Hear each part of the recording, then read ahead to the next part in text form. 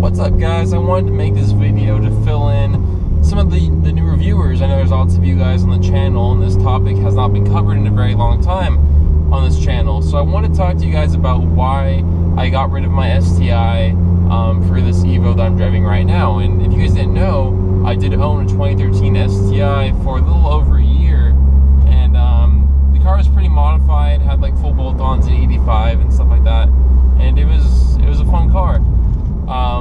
But some stuff happened with it, which unfortunately my worst fears came true, and it just led me to sell the car and get rid of it and start over fresh with this Evo, which has been probably the best choice that I've made, at that time, because I just couldn't have made a better choice than what I did with going with the Evo.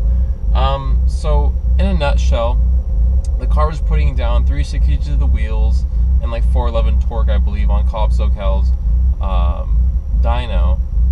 And so the car was pretty modded. It had like lots of safety precautions, like an external wastegate to control the boost.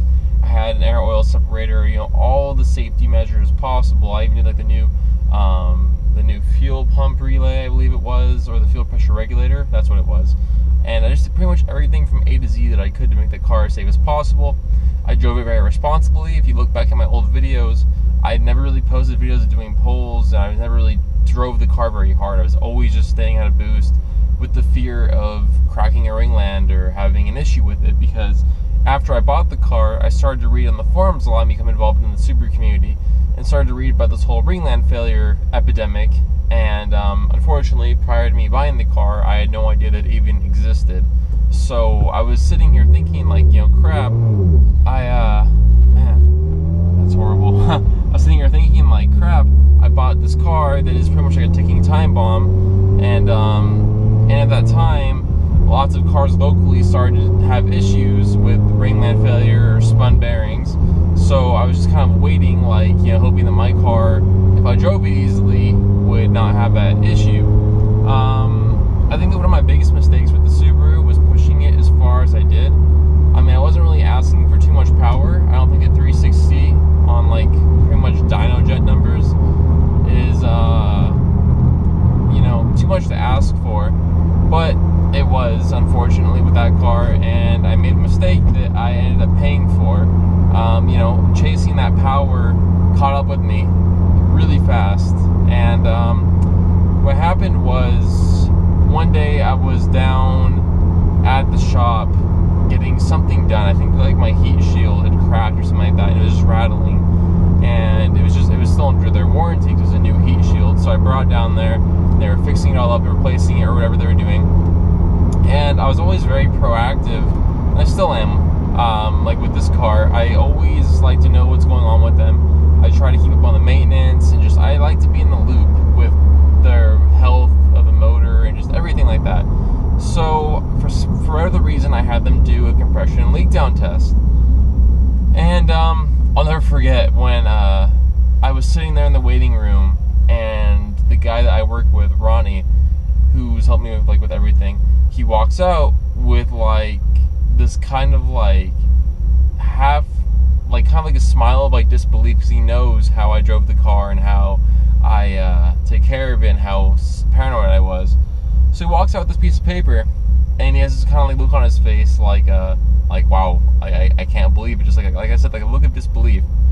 And he walks up to me and says, "Well, you want the good news or the bad news?" And I was like, "Okay, well, this already doesn't sound good." I was hoping that he would walk in the room and be like, "Oh no, man, like you're good to go. Motor is perfect."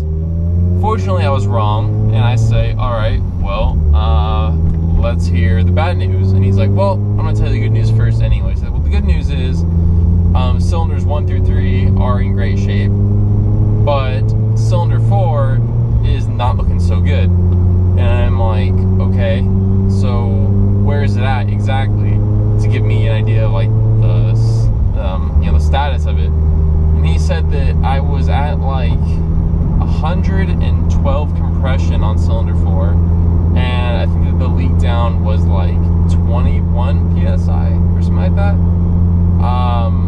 So it wasn't looking too good.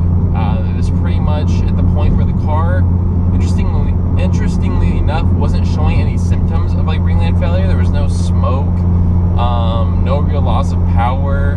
The car was still very drivable, and I didn't even know anything was wrong. But it just seemed like it was starting to go on its way out. I guess that all that stress and just everything, and then just the design of the motor was just wearing, and I was going to be faced with an issue pretty soon if I didn't do something. So I started to explore the options of doing builds, and while I was doing a slightly bigger turbo upgrade, because lots of my friends were still deep in the Subaru community, and I wasn't ready to give up on the car.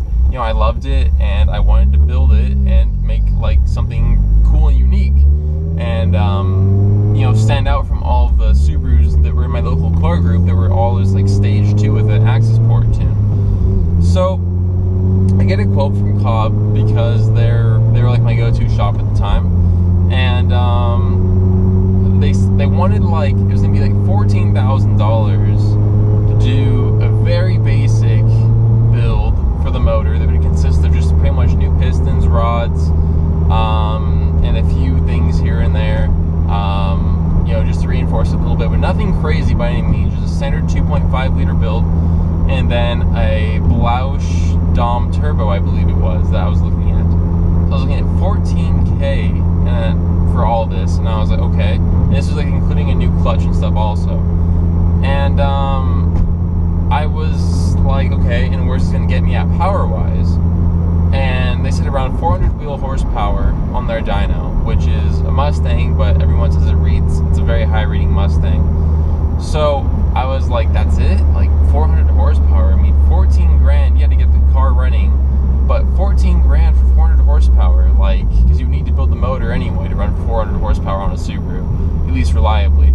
And I was like, I mean, is there any way we can maybe go to a bigger turbo and get a little bit more out of it? Like 400 just seems pretty, insignificant, because at the time, a buddy of mine had an STI that was built making like 560 or something, and they were saying how they could, but how I would maybe be opening myself up for more issues with the motor again, and that 400 horsepower is a pretty safe range for reliability on Subarus. Like, I could maybe go to 450, but that's starting to push it, and 500 would be sort of pushing my luck with that build that I was looking at doing.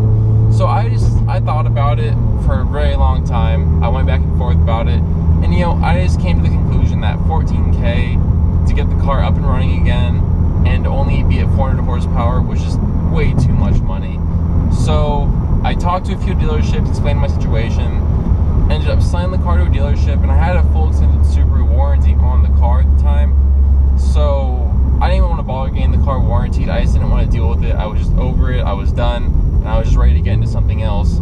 And so I traded the car in. The dealership that got the car sent the car off to Subaru, got brand new short block put in the car, sold it, and then the new owner of the car actually ended up contacting me because he recognized it through videos, and we were going back and forth for a little bit, and he actually let me know that the car was actually totaled not too long ago. I guess he was crossing an intersection and some old lady just completely T-boned him and took him out. So that car is gone unless someone bought it and is building onto it. But as far as I know, the car is still sitting in a yard somewhere, probably being used for parts or something. So pretty much that's why I sold my STI and moved on to the Evo. Just, it was going to be too much of a money pit and for so little return on my money.